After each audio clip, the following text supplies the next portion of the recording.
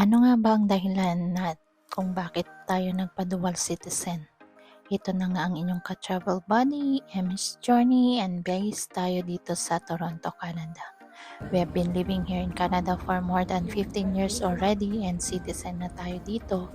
Pag naging citizen ka kasi, nawawala ang iyong pagiging Filipino citizen by paper unless nagpa-dual citizen ka to regain your Filipino citizenship.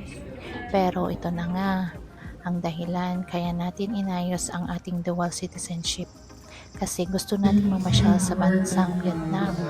At alam mo ba na free visa ang Filipino to go Vietnam pero ang Canadian citizen ay hindi. Need pa na kumuha ng visa ang Canadian citizen to visit Vietnam.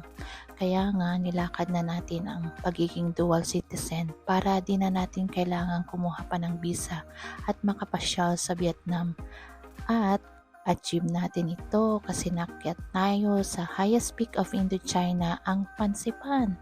If gusto nyo pang masundan ang aming travel, panoorin nyo ang aming mga susunod na video. Salamat sa panonood and God bless everyone!